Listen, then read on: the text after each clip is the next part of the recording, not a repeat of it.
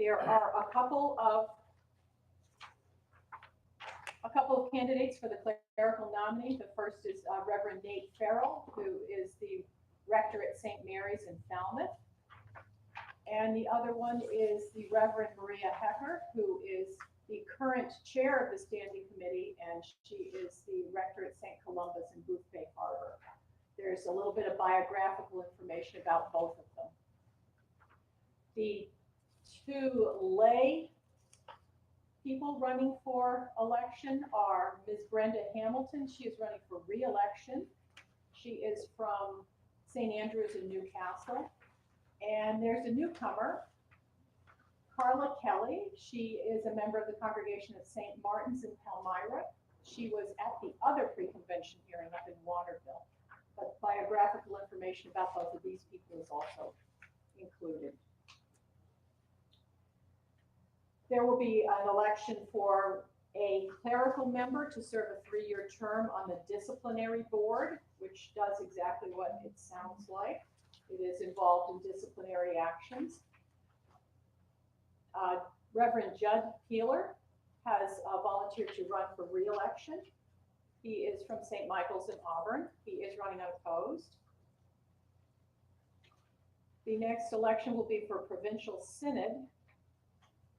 And as of right now, I don't believe any nominees have been submitted. We will need to elect a clerical deputy and a lay alternative for 2-year terms. And then there will be election for diocesan council. Diocesan council has a lay representative and a clerical representative from each of the 8 diocesan areas. We all serve for 2-year terms and we alternate. This year, the lay people will be elected. We have folks running from areas 1, 4, 5, 6, and 7. The only one who's here tonight, I think, is Kim, right? Yep. I'm in. Oh, and Peter, that's right. Peter, you wear so many hats. I know. I forgot about that one. Yeah, you do. Anyway, Peter is running from area 4, which is Oxford, Franklin, and Androscoggin counties. And Kim is running from area 7, which is Cumberland County. I believe you're both running unopposed. And we are still looking for nominations for people from area 2, which is Washington and Hancock counties, area 3, Piscataquis and Penobscot, and area 8, which is York. So if you know of any lay people who would be interested in running diocesan council, that would be awesome. They can be nominated from the floor or at the area caucus. The area caucuses. That is something that will happen just before lunchtime. We will break up into caucus or small groups according to the area that we represent. We will be assigned to specific meeting places, and at those short caucus meetings, we will be electing our diocesan council delegates. So from the areas that don't have a nominee right now, they can be nominated from the floor at that time.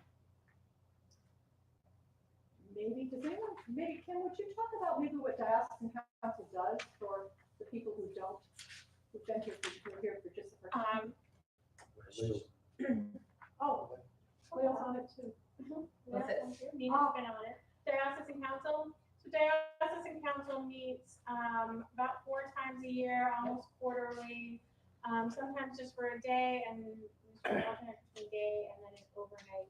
So it's not a huge commitment, but a lot of business of the church, of the diocese is done there. We review all of the financials and the budget for the year. We approve that before it goes to convention. And just it's a way of supporting the bishop and looking at different issues that come up at sort of, things between conventions that need some input. You guys want to add anything? Yes. Go. Oh, I'm a big salesperson for a diocesan convention. I think it's the most interesting. Diocesan council is the most interesting group that I know because it gives you not only an overview through financial stuff of the whole diocese, but it also gives you a sort of an in-depth view of ministry on the ground in a whole range of ways, between innovative work, between mission priorities and what we call strategic mission support. There's lots and lots of ways in which really exciting work is happening in the Diocese of Maine, and it all gets funneled through Diocesan Council. It's a great way to hear people's fabulous ideas, to share things. So it gives you this fabulous overview as well as a really kind of in-depth experience outside of your own parish. And you know, that is really something to cherish. That's my pitch. So you guys are the ones, if you were on Diocesan Council, you would be the ones approving new initiative grants for all the really new, fabulous work that's happening across the diocese. You'd be the ones deciding what happens to the domestic and foreign mission support money that goes out every year. That decision is yours to make. So the really cool stuff that happens through council. And that's why it's a cross-section of people from across all 8 areas of the diocese, lay and clerical, because we need that kind of input to make those kinds of decisions. So it's not just a business meeting, right? It's really good work. I think it's cool. I really miss it. So you should do it. The other thing that Peter mentioned at our other pre-convention hearing, and I thought this was really good too, is that I think the rapport among the various folks on council is really good. I mean, I think we're a really good working group. And so, you know, if you want all of that, and you want to have fun with some really fabulous people, that's my big sales. Folks in York, I hope you're looking.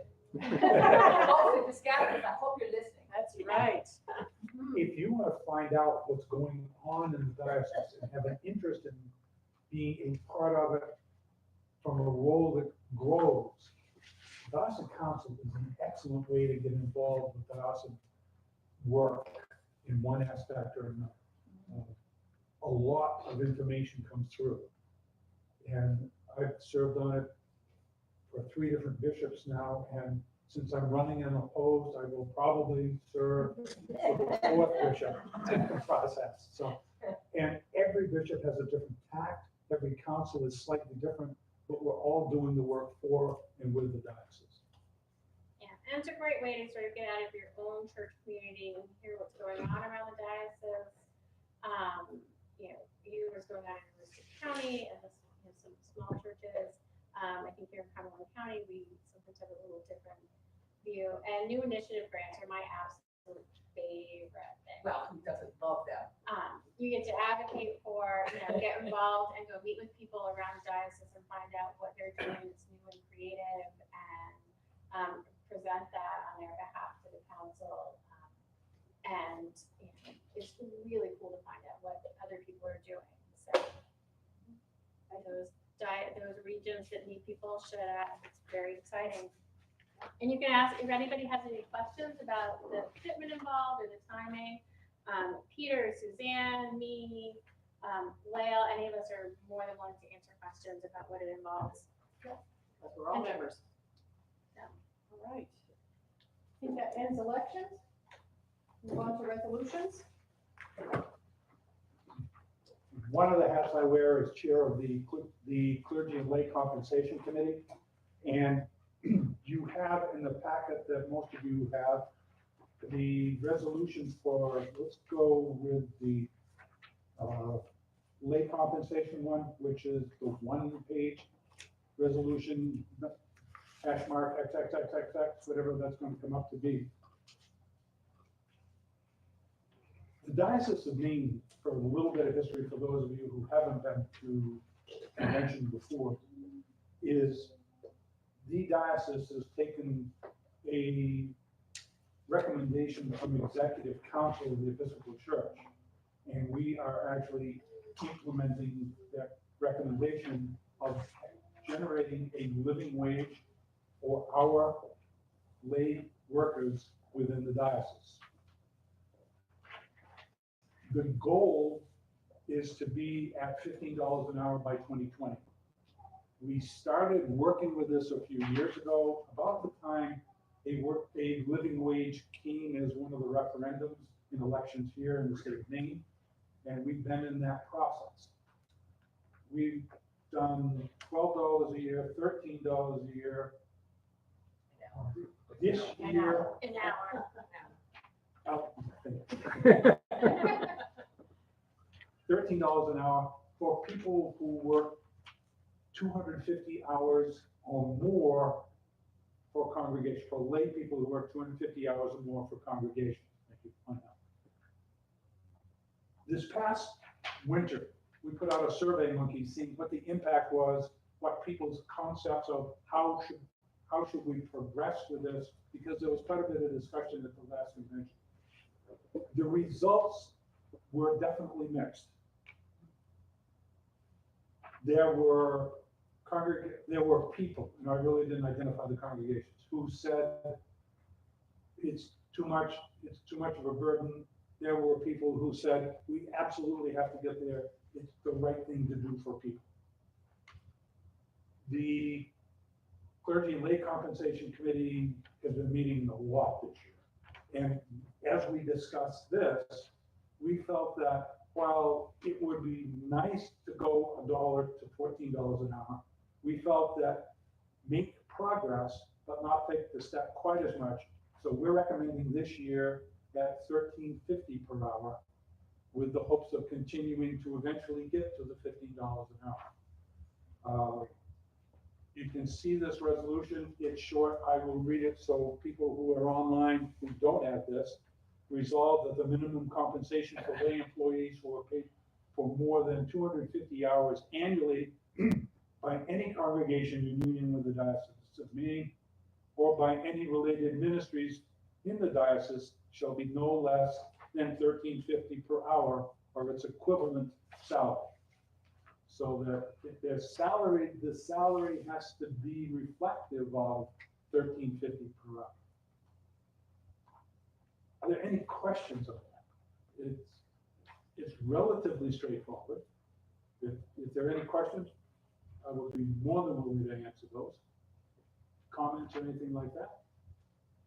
Peter, just as an add-on, in the convention packet, there's also an attachment with the resolution from the executive committee, which dates back to 2016. Yes. And that'll give you the background as to why we got to where we are. Mm-hmm. Hearing nothing, let's move to the next one, which does have quite a bit with it.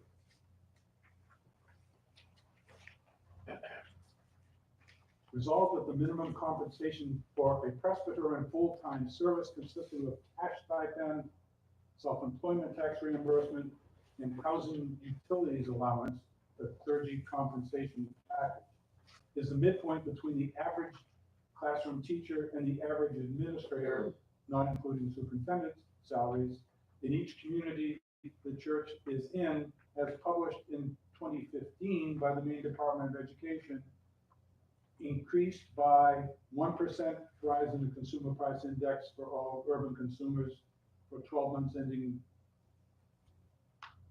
July 16th, further increased by 0.7%, and I'll jump this. And this year, we're recommending increase by 2.9% for the consumer price index.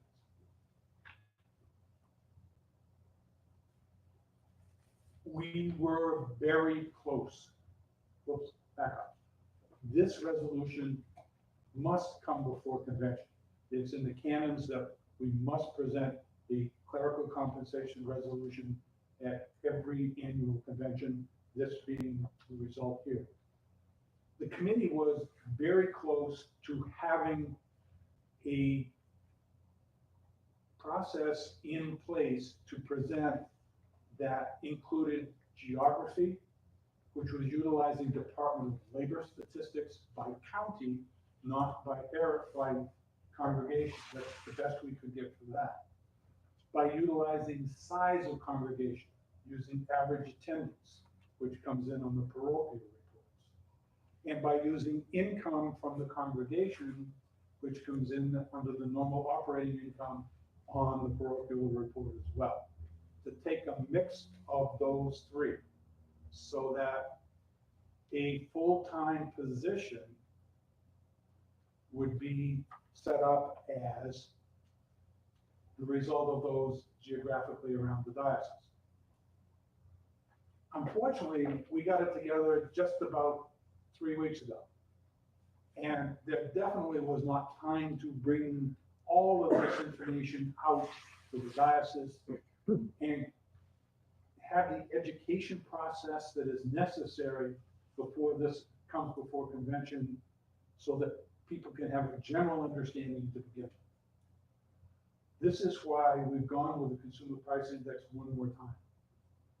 As a math teacher who once in a while taught statistics, if you change from a consumer price index to something else, there is going to be major changes in places, no change in other places, and sometimes it's a major change for the congregation, and sometimes it's a major change for the clergy for the initial agreement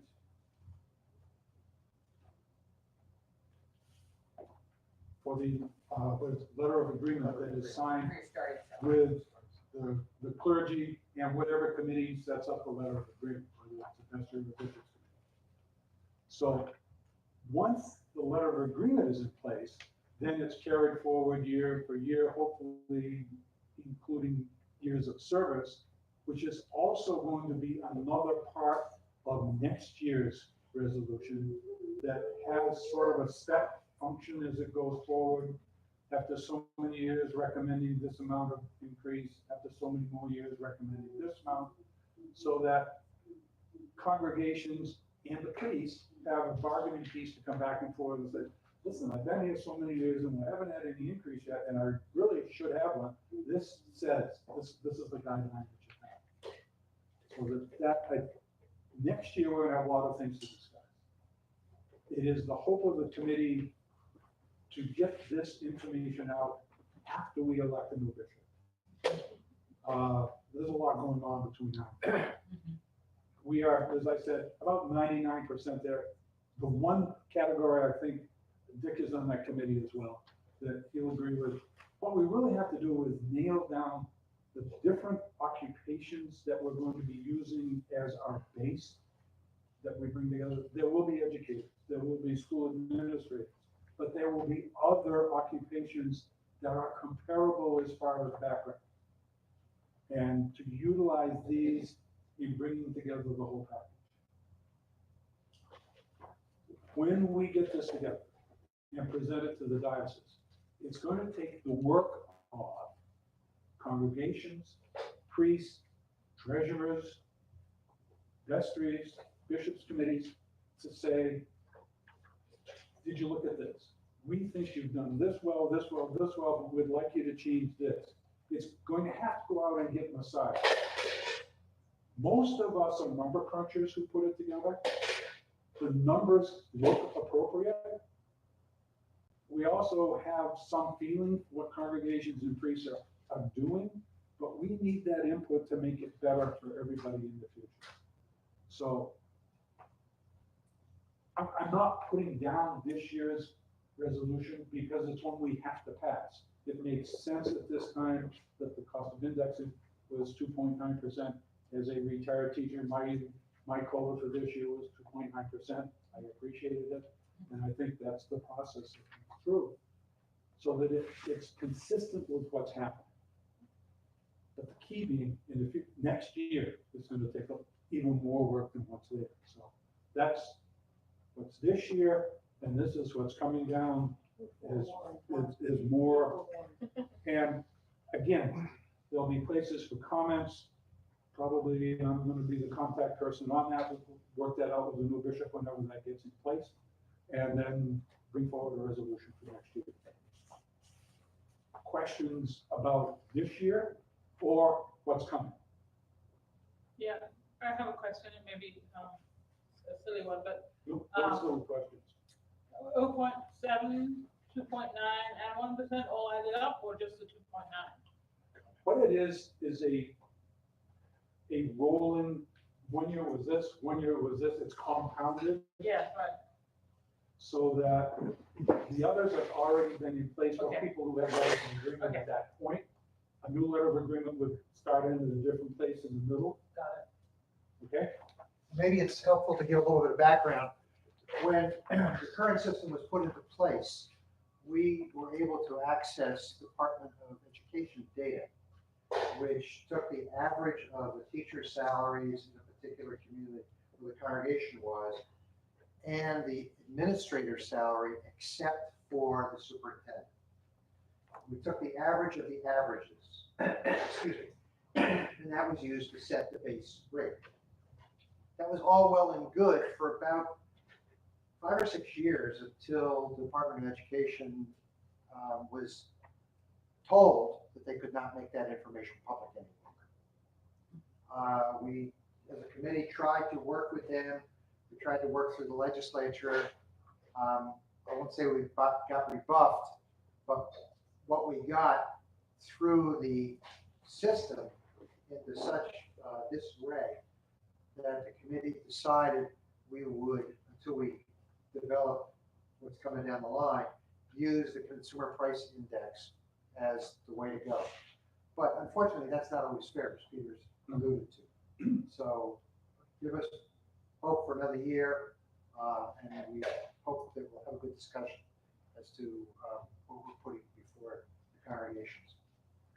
And for those of you who've been around a long time, this is putting together what we used to do back prior to 2009 with what we've been doing.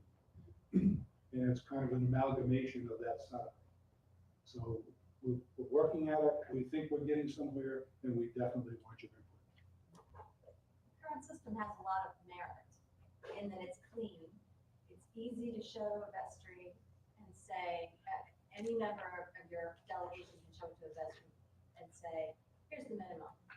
And we have to keep up with the minimum because no matter what your current letter of agreement says, when this rector leaves, we have to meet this minimum. So it doesn't matter what you're going to do about years of whatever, years of academia or whatever. This is the minimum. And if we don't pay this minimum, when the next letter of agreement comes along, we're in a huge gap to make up. So it is, we have to keep up with this, at least this. This is the going rate for this place. It also has merit from a clergy person's perspective because you don't have to go make that case. It's black and white. It was voted on at diocesan convention. But also it allows a certain level of cost of living in your region. So you're allowing your clergy person to live in the same area as the people they serve. Whether they choose to do that or not is up to them. But the cost on the congregation is comparable to what they're paying to live in their region as well. And so that addresses a lot of the stuff that's happening in other parts of the country that clergy are bearing some of the cost of what's happening across the country in churches, right? The churches are declining, but what they're doing is just saying to clergy people, we're just gonna, your salary's coming down, you're still full time, you just keep moving out further, right? You just drive a little further. Or, stuff like that. Or, we're gonna keep this number silent and secret, and we're gonna pay a clergy female less, and no one's ever gonna know because we're not gonna publicize what the going rate was. So she's never gonna know that if we hired a guy, it had been higher. So this system has merit in lots of ways. I'm gonna put that out there. I get lots of compliments from other people, from other dioceses. This system is very fair, area by area, in ways that a diocesan-wide minimum would be.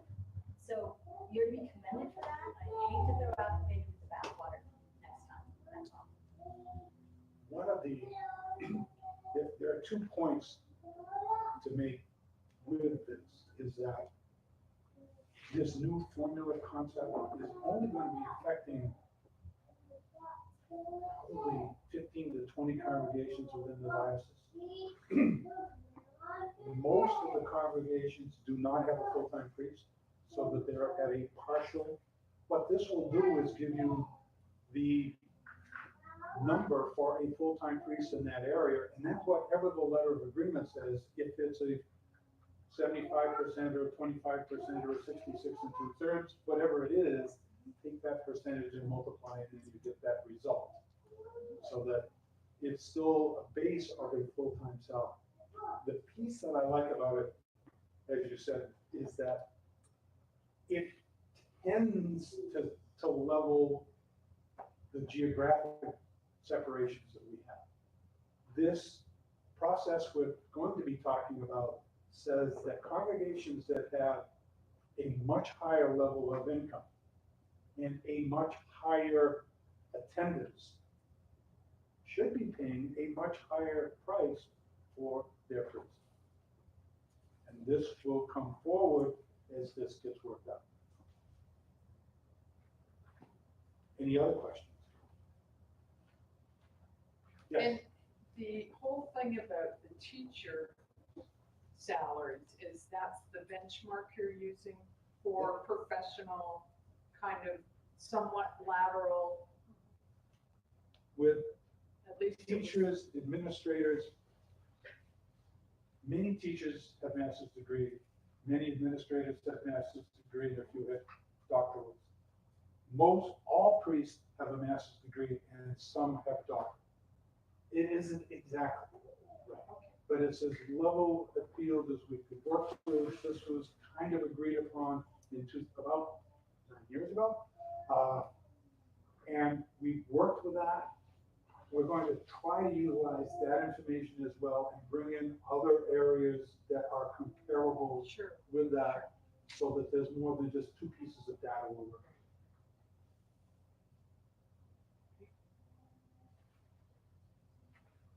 Thank you. Any further questions? Find me afterwards and I'll do the best I can to answer. Now, there will apparently be 2 more resolutions, but the final resolutions have not yet been written, so we can't present them. However, they will have to do with, the first one will have to do with rules of order for an electing convention. We need to approve the rules that we're going to use when we have our electing convention early next year to elect the new bishop. And apparently, those rules need to be approved at a diocesan convention prior to the electing convention, so that those rules will be taken care of. And there will also be a special resolution that has to do with the fact that St. Matthew's in Lisbon Falls is in arrears. Do you want to talk about that? Put on my treasurer's hat. Put on your treasurer's hat and tell us about that. By canon, every congregation is tasked with providing to the diocese an assessment. Dick, would you mind standing Sorry. where Peter was, Okay. so Peter Okay. can see you? Was tasked with providing to the diocese for work in the national church and at the local level, an assessment. Not all dioceses call it an assessment, some call it an apportionment, some call it an ask. This has an impact not only in setting our budget, but also in the ability of a congregation to vote, have voice and vote at a convention. As long as you're paying your assessment and are up to date at the year following the close of business. So for, let's say, 2016, all assessments must have been paid in full in order for lay folk to have voice and vote at a diocesan convention. If you're a clergy person, you have voice and vote. This impacts lay folk. The situation at St. Matthew's is, unfortunately, because of a number of factors, they were unable to pay their 2017 assessment in full and have been running in arrears. Now, because we're a diocese of folks who want to help one another, we've been working. Nina's been to St. Matthew's, I've been to St. Matthew's, the bishop and Terry, and Reverend Michael Ambler have been to St. Matthew's to try to work out an amenable solution. What it comes down to is that Diocesan Council was presented with a resolution last month that asked them to suspend suspend their payments for 2017 through June of 2019. That resolution was accepted, but there are other issues as well. Trustees of the diocese hold a mortgage on the building for St. Matthew's. They have not been able to make their mortgage payments either.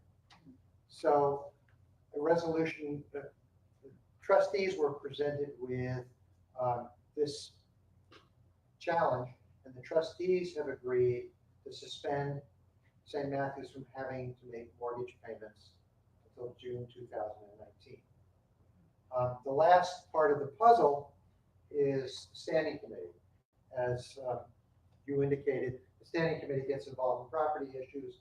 The standing committee met today. I do not know what the result was, but they were asked to support the resolution of council and the trustees to allow St. Matthew's to participate fully in this convention as well as the elected convention. And if the standing committee approved that, and we're all hopeful that they did, this will be the subject of a special resolution that will come before convention that you'll be asked to vote on. It must be passed by a simple majority.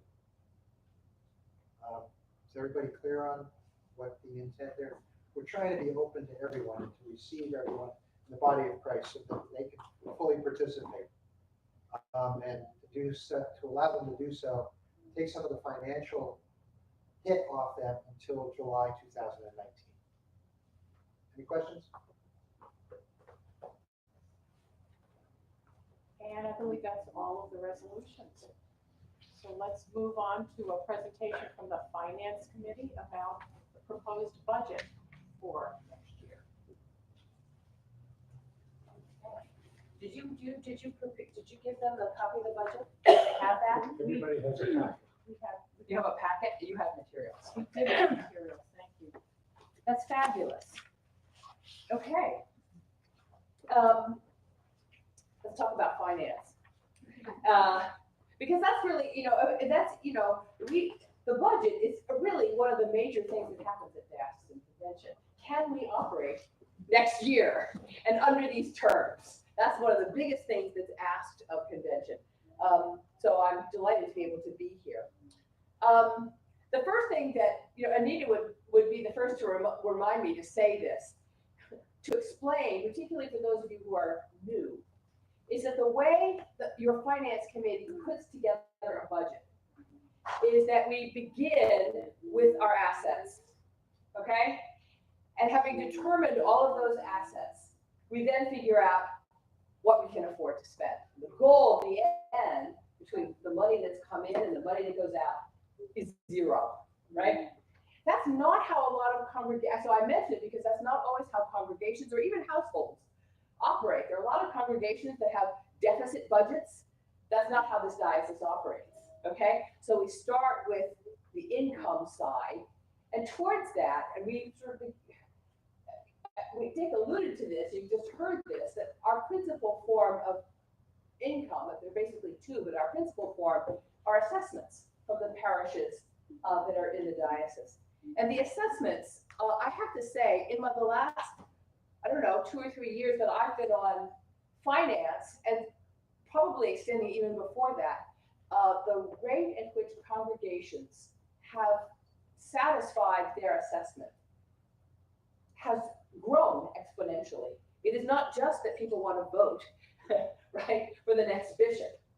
It's that finance itself as a committee, along with diocesan council, I think, has worked really hard to help congregations. That when congregations find themselves, and there could be all kinds of reasons. You have a new treasurer and they don't know exactly what they're doing, and oh, I forgot to make that pay. There could be all kinds of things. If they're in arrears, finance goes in and says, hey, how can we help? What can we do? Let's have a conversation. That has proved really enormously effective. The other thing that I suppose that has been really big is that our assessment rate has dropped. A couple of years ago, we dropped it to 15%. That was actually based on a general convention move, that was church-wide throughout the Episcopal Church, and that has been enormously successful. I mean, it's hugely successful. Do you remember the rates at all? I wish Terry were here because remember he had number rates, but it doesn't really matter. There were people before that the ask was 21, and that there were folks who were paying at 4, And some weren't paying any. and some were paying it all. This is the Episcopal Church. Right, the Episcopal Church, not our diocese. But the point is, so General Convention, under the leadership of an extraordinary bishop, just an amazing, amazing person in terms of finance. So Steve Lane put together a package that basically said, let us ask of everybody less, but let's make it an assessment, just like in dioceses. And as a result, they are nigh unto, right? There's just like point whatever, there's just a couple of parishes that are literally less than 1% away from making that. Nita would know? Oh, no, somebody will know. Oh, you mean diocese? Yeah. John Hennessy would know. John Hennessy, do you know? It's about 14.3%. Oh my heavens, and the goal is 15. This is across the overall, this is phenomenal. And of course, there's more money as a result. There's more, you ask for less, you make it reasonable, you insist, and people step up. I mean, it's extraordinary.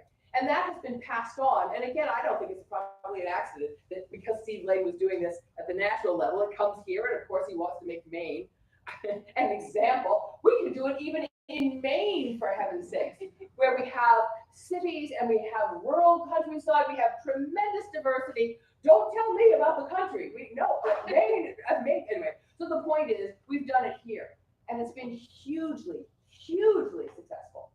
As you can see, there's only one. Right? There's only one church that is having some trouble. And I think even 2 or 3 years ago, I think there were 4 or 5. So, I'm just very, very proud of us.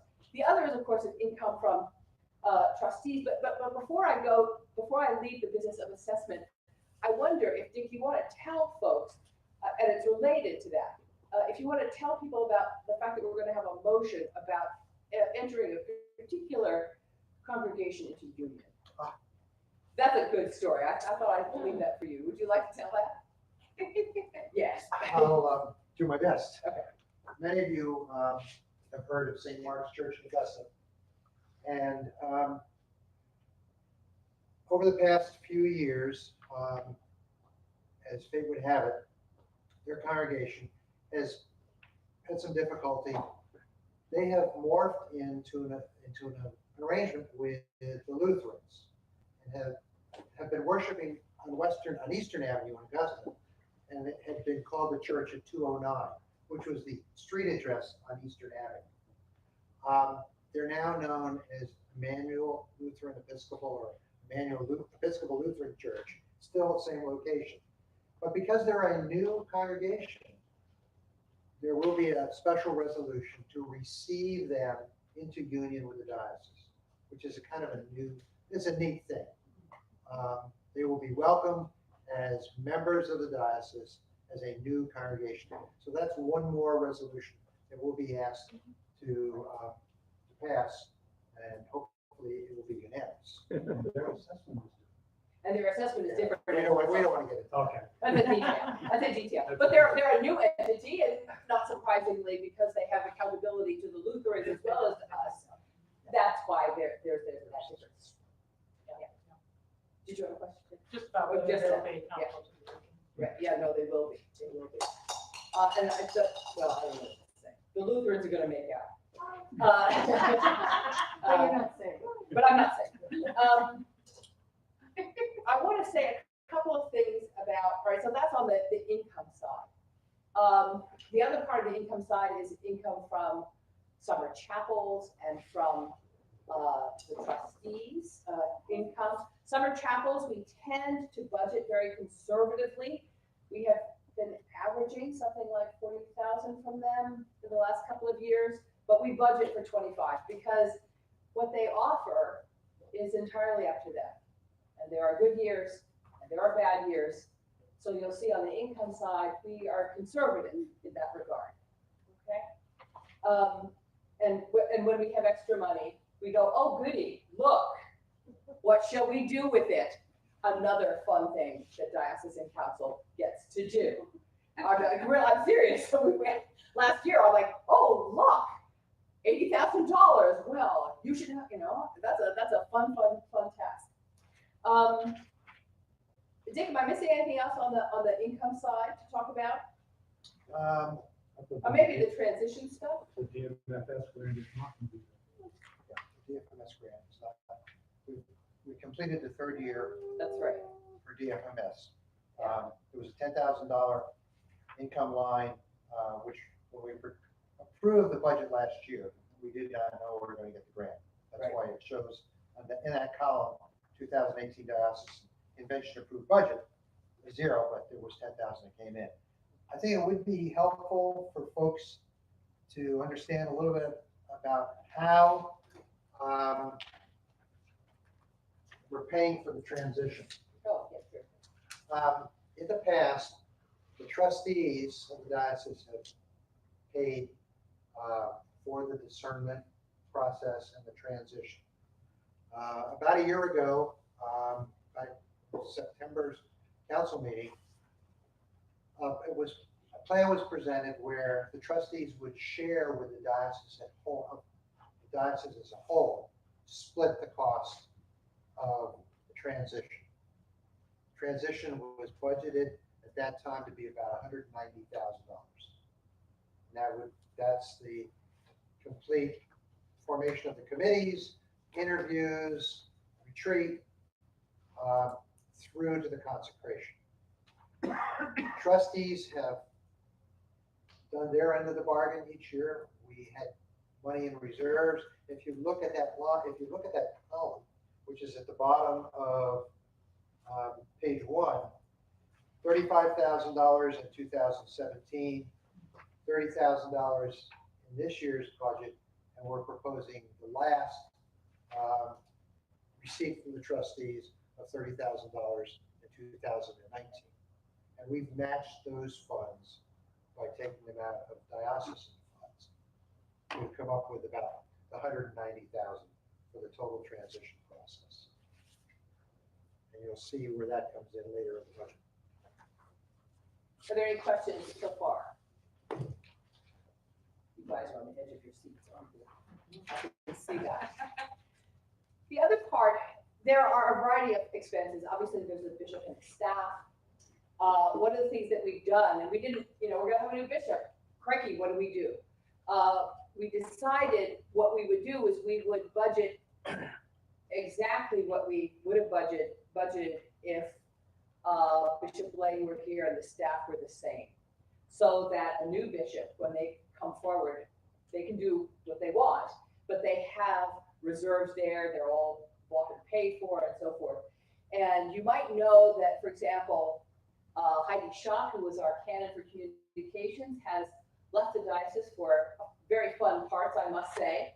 I'm quite jealous, but her work, that line of communications still exists.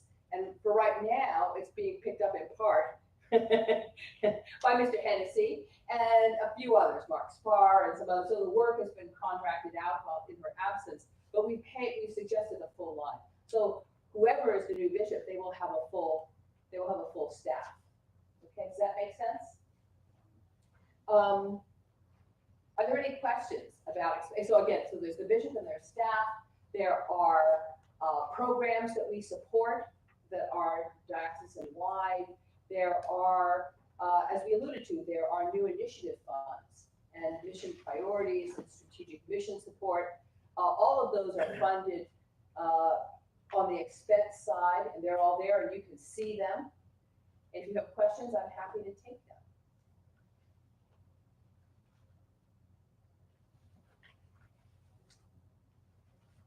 See, if it's just a line item, it's not so interesting. But if you knew the faces and you knew the stories behind them, you would go, oh my heavens, this is amazing. That's great. Dick, is there anything else you want to add on the expense side? We have to by canon develop a zero budget, zero balance budget. And I didn't allude to this earlier when I stood up, but on the top of page 2, there's a line that says transfer from reserves. And it's a pretty big number compared to what it has been in the past. And those monies are being used to balance our budget. Now, where might those come from? But then some of those, because at the last one, Terry said, some of that money is paying for the bishop process. That's correct. These are monies that are set aside by a diocesan council at the end of the year. Plus, as I said, we're required to have a zero balanced budget. Last year, we were fortunate enough, we finished with a positive. So we put We squirreled it away. a significant amount of money into reserve funds. The other thing, for those of you who have been convention to convention in the past several years, there's been something called Jeremiah Fund. Jeremiah Fund was set up over a several-year period to provide money based on what we thought was going to happen in terms of personnel and costs, so that we reached a point where we're paying monies in, and then we've started to transfer them out to support the programs of the diocese. And that's included in that transfer from reserves. If you've done a bird's eye view of the Jeremiah Fund, which is on page 4 under stewardship, you would see that we're not budgeting anything for convention this year, because we've peaked out and we're now taking money out of the Jeremiah Fund. In fact, we've zeroed it out because it was a 5-year program. And in fact, what we did is we've gotten 6 years out of the Jeremiah Fund. So the transfer from reserves, that looks like a big number, but we've been able to allocate from our existing reserves, still not go broke, and be able to cover and have that zero-based budget. The other thing I would call to your attention, still on page 2, within our diocese, a couple of minutes ago, I referred to the fact that the trustees and the diocese were splitting the costs of the transition. And you can see in 2017, 18, and 19, the sum total of the cost, we believe, which will be necessary to bring that transition to a close. Well, the original budget was $190,000. We've expensed it out to about $207,000, just because we did this 3 years ago. I will say, in one last comment, part of this is the way we budgeted with working with the trustees. When Bishop Steve was one of the candidates, or when there was the last discernment process and transition process, there was really no cap on the search dollars to be spent. And that, those of us who wear the green lampshades and the sharp pencils, that caused some concern about not really managing the budget as well as it might have been. So we've taken some pretty good steps, including having one member of the standing committee be responsible for the budgeting of expenses during the transition. So that's all I have to say. Thank you very much. Thank you. Are there any questions? Oh, one thing. There's lots of fun. I do have one other thing. If you don't, When we will have the budget presentation from Lael, probably in the morning, and then you will be asked to vote on the budget in the afternoon. You're going to be asked to vote on 3 resolutions.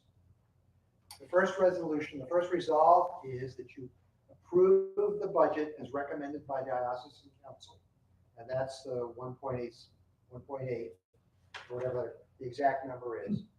The second is to set the assessment rate, and the assessment rate is $500 on the first 10,000 of normal operating income, and then 15% on the balance.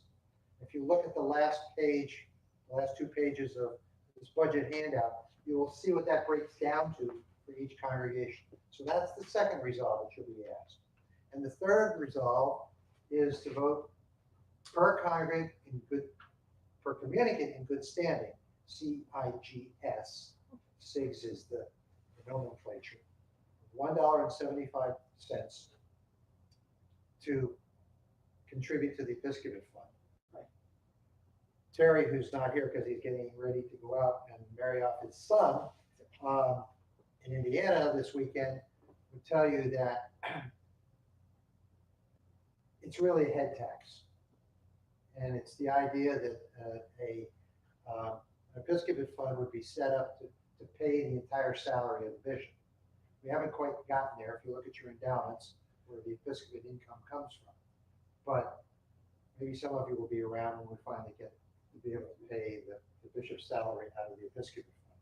But that will be the third resolve that you're asked to vote on at convention when it comes time in the afternoon. That's my story, and I'm sticking with it. It's a great thing. I mean, Terry was telling us that bishops up until and including Bishop Wolf were expected to live of their own, as the English used to say. So it meant that you could not stand for bishop unless you had your own private income. Ooh. So after Bishop Wolf, there was this sort of head tax. Anyway, Nina. So Dick, what you're saying is that I'm only voting on the rate, not on the numbers that I actually see there. So if I come across a number in this chart I don't agree with, I don't have to worry about the fact that I'm voting on this solid number in the chart next to my parish name. I'm voting on the rate. You're voting on the rate. Thank you. And that would. That's a very good And question. if you notice, I will talk to you later. it is proposed, and it will only become final when you vote on it. And so those numbers that are next to your particular congregation could change. And if I had a question about those numbers, I would see Terry. You could, or you could come to the Finance Committee convention hearing the morning of convention. Fabulous. Thank you. Reverend Cooley. Are there any other questions? Reverend Dodd. Peter, did you have one? You covered. Oh, you did. Okay, very good.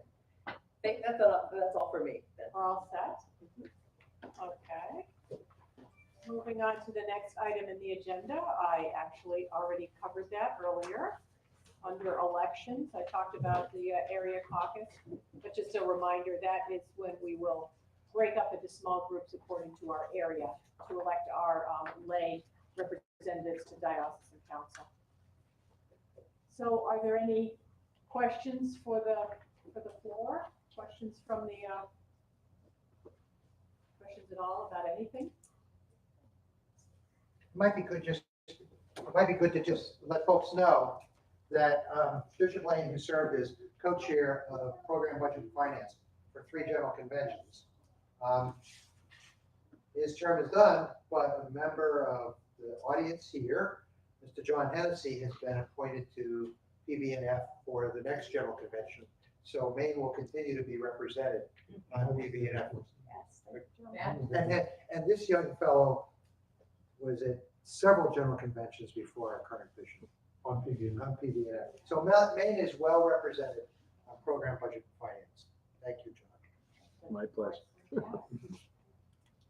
great. Well, then I think we are set to go. I want to thank Trinity Church here in Portland for being such wonderful hosts, inviting us all down, providing sustenance to keep us going.